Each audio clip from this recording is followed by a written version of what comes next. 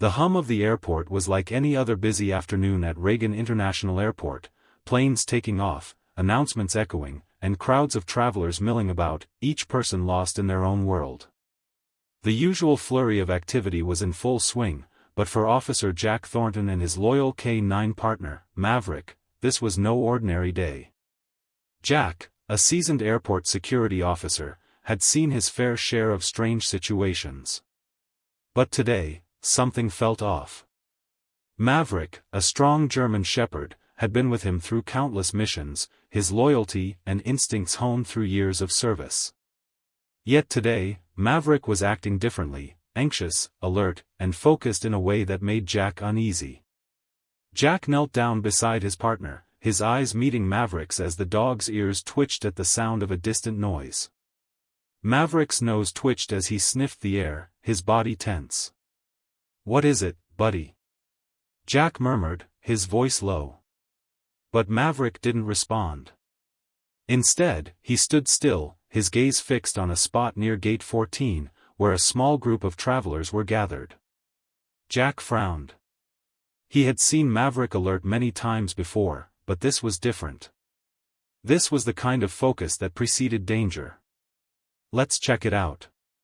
Jack led Maverick toward the area near Gate 14, keeping a close eye on the passengers. As they approached, Maverick began to growl, a low rumble that made the hairs on Jack's neck stand up. The dog was always calm, always in control, but this was something else. "What do you smell, boy?" Jack asked quietly, glancing at the abandoned black suitcase near the row of seats. It stood out, sitting by itself, far from the other bags, seemingly forgotten. Jack's instincts kicked in, and he knew right away that something wasn't right. Maverick, his muscles tense, took a step closer, his growl deepening. The dog's nose was inches away from the suitcase, sniffing intently. Without warning, Maverick lunged forward and bit down on the suitcase, his teeth sinking into the fabric. The crowd around them froze, startled by Maverick's sudden action. Jack quickly reached for the leash, pulling Maverick back. "Easy, boy." But Maverick wasn't letting go. His growl deepened, his body rigid as if trying to pull the suitcase from the ground. Jack's heart began to race. He had worked with Maverick for years, and the dog had never reacted like this, especially not without a clear reason. "What the hell is in there?" Jack muttered, looking around to see if anyone had noticed the scene unfolding. A few passengers whispered nervously, their eyes shifting between Jack and the dog. Jack didn't care about the crowd. He reached for his radio, his voice steady despite the unease building in his chest. "This is Officer Thornton, I need backup at Gate 14. Possible suspicious item." As Jack radioed for backup, Sarah Taylor, an investigative journalist traveling to New York, happened to pass by. She had noticed the commotion and was curious, her journalistic instincts kicking in. Sarah had been working on a story about airport security and smuggling rings for the past few months, and something about the scene at Gate 14 felt like it could be the break she needed. "Is everything okay here?" she asked, stepping cautiously toward Jack and Maverick. Her eyes briefly scanned the suitcase, then landed on the dog. She was no stranger to seeing dogs work with police, but Maverick's intense focus told her that this wasn't just a simple security check. "I'm not sure yet," Jack replied, glancing at Sarah. "This doesn't feel right." Sarah stepped closer, her eyes narrowing as she studied the situation. "What's inside the suitcase?" she asked, her voice calm but curious. Before Jack could respond, the airport security arrived, and the area quickly became more crowded with officers. One of the senior officers, Lieutenant Harrison, knelt down beside Maverick, trying to calm the dog. "Easy, Maverick, easy." But the dog wouldn't budge, his growls still echoing through the area. "We've got a possible situation, Lieutenant," Jack said, his voice low and serious. "Maverick's not letting go. There's something in that suitcase." Harrison nodded and turned to the nearby officers. "Call for the bomb squad. We'll need to get this checked out." Jack kept his eyes on Maverick, who was now scratching and tugging at the suitcase, unwilling to leave it. Something in the dog's behavior made Jack uneasy. It wasn't just the scent that had triggered the dog's alert, it was the raw instinct that was guiding him.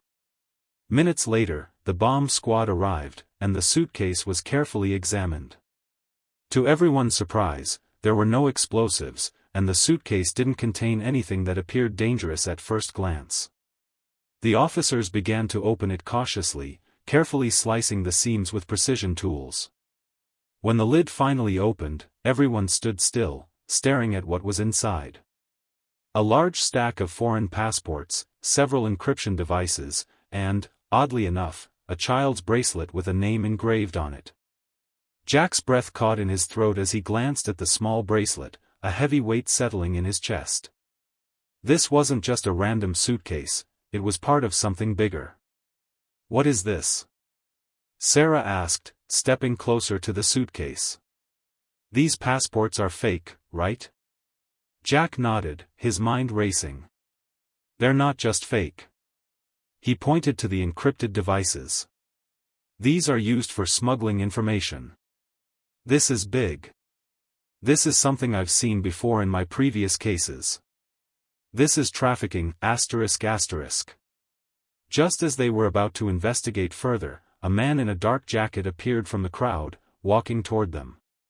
Jack felt a sudden chill as the man's eyes locked onto the suitcase. The man's gaze shifted from the open suitcase to Maverick, then back to Jack. He was familiar, Alan Fisher, a former airport employee Jack recognized from years ago. Fisher's expression was calm, but his eyes betrayed a sense of urgency. He had an air of nervous confidence that Jack didn't trust. "What's going on here?" Fisher asked, stepping forward. "That's none of your business," Jack replied, his voice sharp. "I was just wondering if that's my suitcase," Fisher said, his tone casual but too quick to be genuine. "I think you may have found something important." The situation suddenly felt a lot more dangerous. The man's presence and his claim over the suitcase were unsettling. Jack's suspicion grew, as he realized Fisher was far more involved in this than he had initially thought.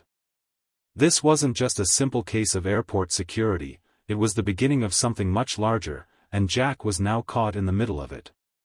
The conference room inside Reagan International Airport was tense, filled with murmurs and frowns. Jack sat at the end of the long table, staring at the open suitcase in front of him. The contents had already been photographed and logged: fake passports, encrypted USB drives, and that tiny child's bracelet. Across the table, Lieutenant Harrison leaned back in his chair, skeptical. "You're telling me this isn't just a case of smuggling fake IDs?" Jack shook his head. "This is bigger than that. Maverick has never reacted like this without reason. Someone planted this to get something, or someone, through." Sarah Taylor sat beside Jack, arms crossed, her notebook open but untouched. She had been quiet for most of the meeting, but now she spoke. "The child's bracelet. It's engraved with a name. Emily Foster." She looked directly at Jack. "That's the name of a missing girl reported in a human trafficking case 3 years ago." A heavy silence fell over the room. "And you're sure about that?" Harrison asked, his brow furrowed. Sarah nodded. "I covered the case. That little girl disappeared in Baltimore without a trace." Jack's jaw tightened. His instincts had been screaming at him since the moment Maverick bit into that suitcase. Now, he knew why. Hours later, Jack stood outside the airport surveillance office with Sarah beside him. Maverick sat at Jack's feet, eyes sharp, head turning at every sound. "I don't know why you're still here, Sarah," Jack said quietly, not looking at her. "Because you're not taking this seriously enough, and someone needs to." She gave him a side glance. "You're too used to playing by the rules. This isn't a rulebook case." Jack smirked faintly. "Neither are you." The footage rolled on the monitor in front of them, a time-stamped reel from earlier that day. They watched as the screen showed the black suitcase being left near gate 14. A tall man in a dark jacket moved hurriedly, setting the suitcase down before disappearing into the crowd. There. Pause it. Sarah pointed. That's him. Alan Fisher. Jack leaned forward. Fisher's face was clear now, tense, anxious, glancing over his shoulder. I knew it, Jack muttered. He wasn't a random bystander. Sarah scribbled something in her notebook. What's his story? Jack's face darkened. Fisher worked here 5 years ago. Fired for tampering with cargo logs. Disappeared after that. And now he's back. Smuggling fake passports and who knows what else. Sarah said. Jack stood up abruptly. Let's find out where he went. The lead took them across the city to a warehouse listed under a shell company's name, conveniently close to the airport. Maverick sniffed around the perimeter as Jack and Sarah surveyed the place from their car. You really think he'd be dumb enough to hide anything here? Sarah asked, glancing at Jack. Jack shook his head. It's not about being dumb. It's about being desperate. They approached the warehouse cautiously. Maverick pulled at his leash, nose to the ground, ears twitching. Jack's heartbeat quickened when Maverick stopped abruptly by one of the loading doors, sniffing hard, then growling deep in his throat. There's something here, Jack said quietly, motioning for Sarah to stay back. They circled to the back and found the loading bay door slightly ajar. Inside, faint light filtered through dusty windows, casting long shadows across stacks of cargo crates. The air smelled of damp concrete and motor oil. Maverick led the way, stepping carefully through the maze of boxes until he stopped, nose pressed against one particular crate. Jack bent down to inspect it. There was a faint sound, a soft tapping from inside. There's someone in there, Jack whispered, his stomach twisting. They pried open the crate, revealing what looked like electronics at first glance, but behind the wires and broken devices was something else, a small metal safe, crudely welded into the base. Sarah's eyes widened. That's not standard cargo. Jack's pulse raced as he examined the lock. This is custom-made. Only one person could have arranged this. Before Sarah could ask, Jack's phone buzzed. It was Lieutenant Harrison. Jack, you need to get back here now. We ran fingerprints on that child's bracelet. It's a match, Emily Foster. Jack's breath caught. He turned to Sarah, eyes sharp. This isn't just fake IDs. It's a trafficking network. And it's personal. Back at the airport, forensic teams analyzed the safe's contents, several more passports, documents linked to an international smuggling ring, and most chillingly, photos of missing children from around the country. Sarah's hands shook slightly as she flipped through the files. How many kids are in here? Too many. Jack's voice was tight. And if we don't act fast, they're moving them soon. One document stood out, a shipping manifest scheduled for a cargo flight leaving that night. The destination was blurred, the company listed as a shell, but one name stood out on the signature line. Alan Fisher. As night fell, Jack was back in his office, trying to make sense of everything, when Maverick began to bark wildly at the door. Sarah opened it cautiously, and standing there was a man in a black cap and sunglasses. Alan Fisher. I came to make a deal, Fisher said calmly. You want the kids back? You'll need me alive. The fluorescent light flickered above as Alan Fisher stood calmly in Jack's office, his hands visible, empty, but his eyes sharp and calculating. Officer Jack Thornton didn't let his guard down for a second. His hand hovered near his holster while Maverick growled low beside him, tail stiff, ears up, muscles tense like a coiled spring. You've got 10 seconds to explain why you're here before I throw you in a cell, Fisher. Jack's voice was cold, controlled. Fisher glanced briefly at Maverick, then at Sarah Taylor, who stood near the door, arms crossed tightly, her eyes burning with suspicion. Because if you arrest me now, you'll never find those kids. Or your niece. The words hit Jack like a punch to the chest. What did you say? Jack's voice cracked slightly, but he kept his face stone cold. Fisher smiled faintly, knowing he had their attention. You've been looking in the wrong place, Jack. That suitcase was never the delivery. It was a decoy. The real transfer is happening tonight. And without me, you won't get to them in time. Jack locked eyes with Fisher. He wanted nothing more than to snap a pair of cuffs on him and drag him to interrogation. But something in Fisher's voice, his measured confidence, stopped him. You're bluffing. You dropped that suitcase at the airport. You're part of this. Why should I trust anything you say?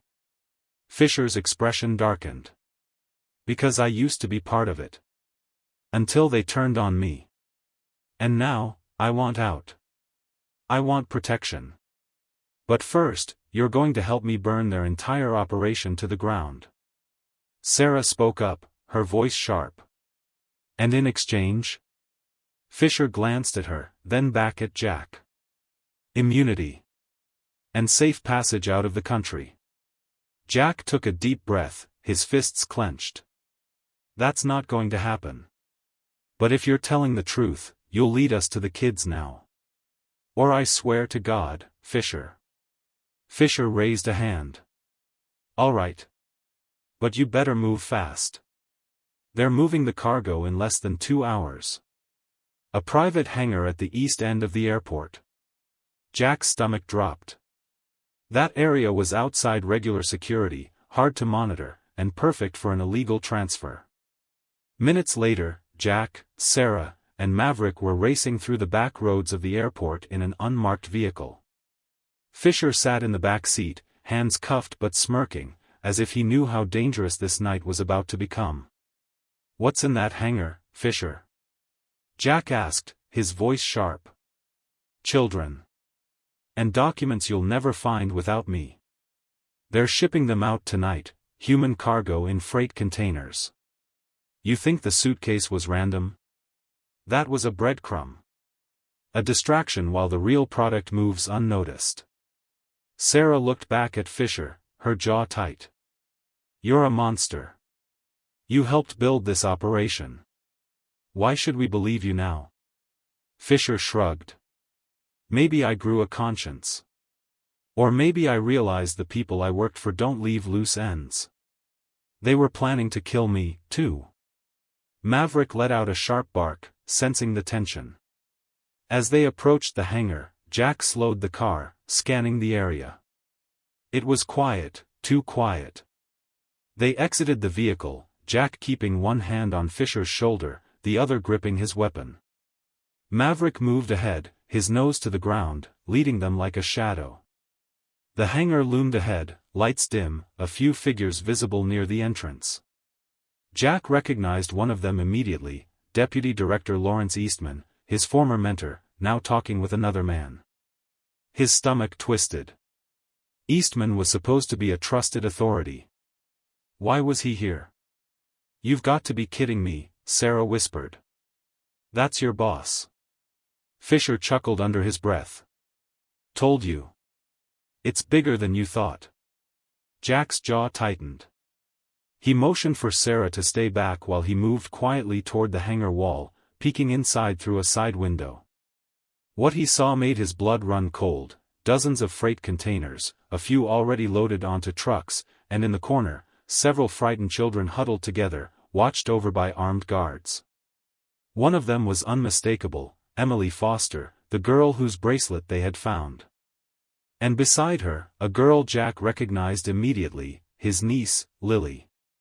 Jack stepped back, heart racing, his mind spinning. We need to call for backup. Now, he said, voice tense.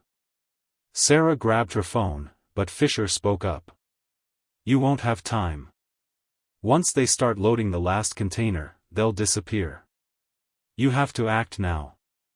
Jack hesitated, then made his decision. Stay here. If this goes south, get those kids out. Sarah nodded. Be careful. Maverick stood by Jack's side, ready. Jack moved fast, slipping through the shadows, Maverick right beside him. As they approached the guards, Maverick darted forward, attacking one of the men before he could react. A shot rang out, but it missed. Chaos erupted inside the hangar as Jack took down the second guard. Shouts and gunfire echoed in the large space. Maverick lunged at another armed man, knocking him to the ground. Get the kids!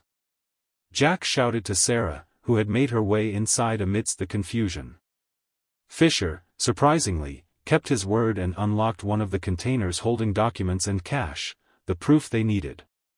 Eastman, realizing the raid was happening, tried to flee, but Jack tackled him to the ground. You betrayed everything we stood for. Jack growled, pinning Eastman down.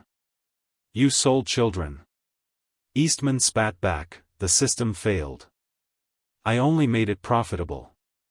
Jack tightened his grip until backup stormed in, taking Eastman and the others into custody. The children were rescued, including Jack's niece. The operation dismantled one of the largest underground trafficking networks in the country. In the middle of it all, Maverick stood tall, his eyes alert but calm, knowing he had done his duty once again. Jack crouched down beside his niece, pulling her into a tight embrace. It's over, Lily. You're safe now. Lily looked up at him, tears in her eyes. The dog, he saved us. Jack glanced at Maverick, pride swelling in his chest. Yeah, kiddo. He always does. The cold night air felt heavier now as flashing red and blue lights painted the walls of the airport hangar. Officers swarmed the area, taking statements, cuffing criminals, and escorting frightened children to safety. Yet despite the chaos winding down, Officer Jack Thornton couldn't shake the weight in his chest. His niece, Lily, clung to his arm, her small hand gripping his jacket tightly. Beside him, Maverick stood silently, eyes scanning the perimeter, never fully relaxing. He knew the danger wasn't entirely gone. Sarah Taylor approached, her face pale but determined. The kids are safe, Jack. Most of them are being taken to the hospital for checkups. Some haven't spoken a word yet. Jack nodded, kneeling down next to Lily. You're safe now, sweetheart. I promise. But as he met her wide, fearful eyes, she whispered something that made his blood run cold. Uncle Jack, he said he's coming back for me. Later that night, after the dust had settled and Eastman was in custody, Jack sat in the security briefing room with Sarah and Lieutenant Harrison. The room was filled with files, evidence boards, and exhausted officers. What do you mean Turner wasn't the real leader? Harrison asked, rubbing his temples. Sarah chimed in, voice sharp. Fisher confirmed it. Eastman was just one piece. There's another buyer, someone they were supposed to deliver the children to. Someone who's still out there. Jack nodded grimly. And he wants Lily back. Maverick shifted at Jack's feet, sensing the rising tension.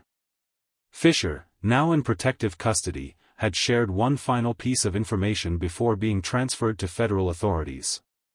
The buyer was a foreign operative tied to a larger syndicate. He had already put a bounty on Lily and the rescued children's heads, furious that his shipment was intercepted. A document recovered from the hangar confirmed the buyer's name, Victor Dane, a powerful trafficker with deep international connections. Hours later, Jack paced the darkened airport security office, his mind racing. Every time he glanced at Maverick, he felt a flicker of hope. They won't stop until they get her. Sarah's voice broke through the silence. We both know that. Jack stopped pacing. Then we set a trap. The plan was risky, dangerous, but there was no other way. They would make it look like Lily was being transferred to protective custody through a public terminal, leaking that information to lure Victor Dane's people into the open. Lily, however, would be safe, hidden away with federal agents. Jack looked down at Maverick. You ready, partner? The dog's sharp gaze answered without words. The next day, news quietly leaked to the right ears that Lily Foster would be escorted through Terminal 3 en route to a protective shelter.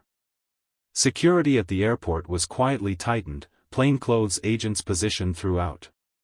Jack walked through the terminal, Maverick by his side, scanning every face. Sarah was watching from a surveillance room, feeding information to Jack through an earpiece. Tension hummed in the air.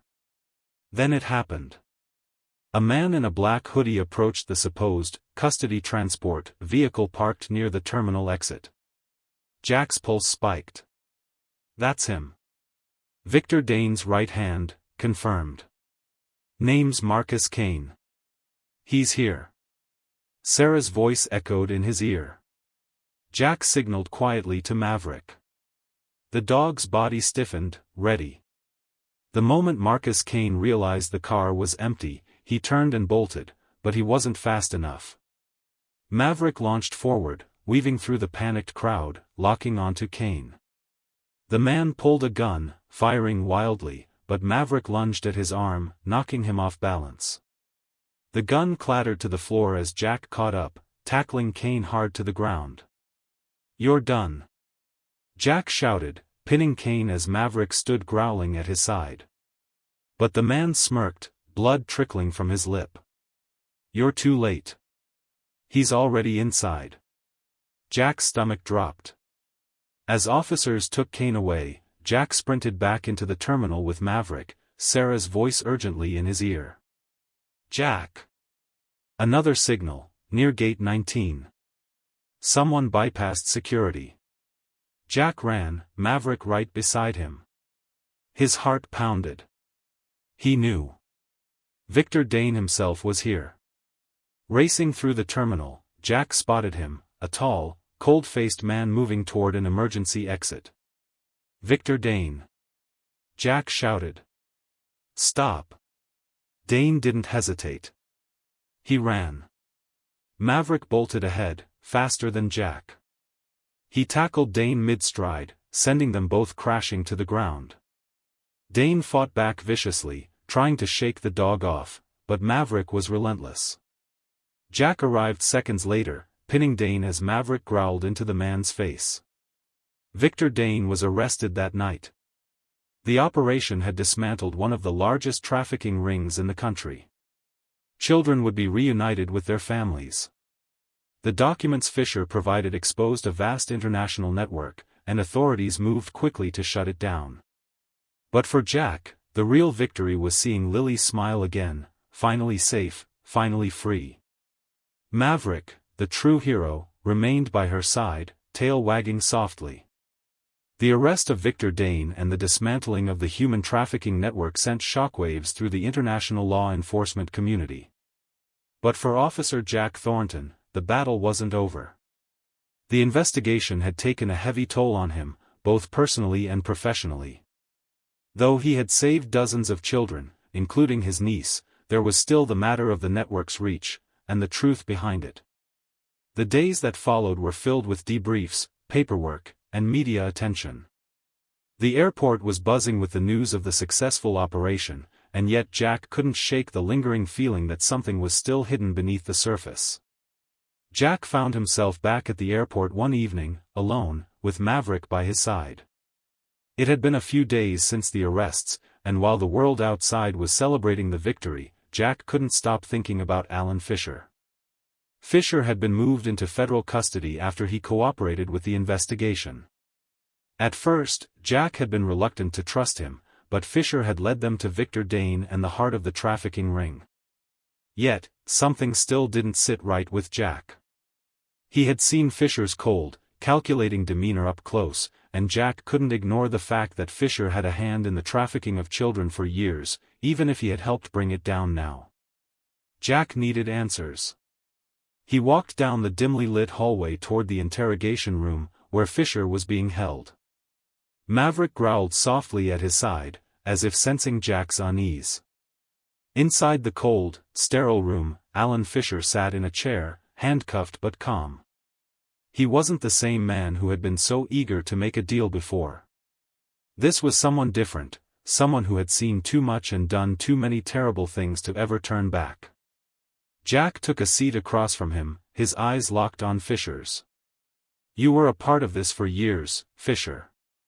Jack's voice was low, controlled. "What made you change? Why help us now?" Fisher didn't immediately respond. He simply stared at Jack, the faintest trace of a smirk tugging at his lips. Finally, he spoke. "I didn't have a choice, Jack." His voice was raspy, worn from the years of lies. "They came after my family. And I realized I was no better than the people I was working for." Jack's gaze hardened. "Your family?" Fisher nodded, his eyes distant. "They threatened my wife. My son. I had no choice but to play along, to keep them safe. But when you started to close in, I knew I had to get out before they killed me too." Jack leaned forward, his anger barely contained. "You're telling me your family was never part of this?" Fisher's eyes softened, just slightly. "They didn't know, Jack. I kept them in the dark as much as I could. But I had to keep going, feeding the system, or they would have gone after them instead of me." Jack processed the information, his mind working through the implications. Fisher wasn't a hero by any means, but his betrayal had been one driven by fear. His desire to protect his loved ones had led him down a dark path, a path that now led to his eventual redemption. But there was still one question that lingered in Jack's mind. Why had Fisher really chosen to help? "What about the money?" Jack asked. Was it just about survival, or was there something else? Fisher's expression grew darker. At first, it was just about money. But then it became something bigger. They had power. They could move people across borders without anyone noticing. It was a machine, and I was part of it. But when I saw the faces of those kids, especially Emily and Lily, I couldn't keep lying to myself anymore. Jack fell silent for a moment. He wasn't sure if he believed Fisher's change of heart, but he knew the man's confession was one last key to uncovering the whole operation. As Fisher's story unfolded, a disturbing realization hit Jack: the operation wasn't entirely destroyed. Victor Dane was just a cog in a much larger machine, a network with connections in the highest places. There was still a powerful buyer out there, waiting to resume business.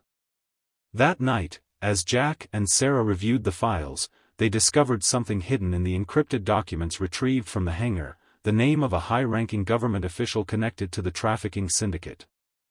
The name was Lucas O'Donnell, a U.S. diplomat stationed overseas for years, whose name had been intentionally erased from the investigation logs. "He's still out there," Jack muttered, his heart sinking. "And he's probably in hiding, waiting for this all to blow over." Sarah looked at him, determination written across her face. "Then we find him." Despite the revelations, Jack couldn't let go of the one thing that had kept him grounded through this chaos: his niece, Lily.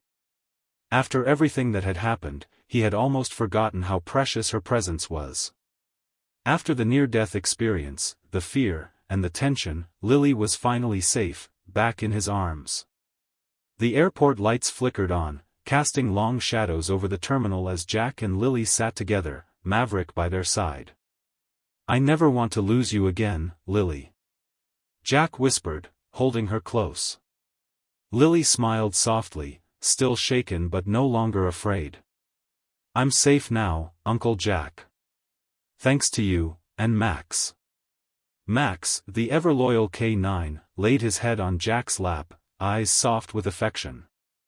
As the days passed, the investigation into the larger network continued, but Jack had already taken a deep breath and allowed himself a rare moment of peace. He had stopped a trafficking ring, rescued his niece, and brought down one of the most dangerous networks in the world. But more importantly, he had made sure Lily, and every child they rescued, would never go through the horrors he had witnessed.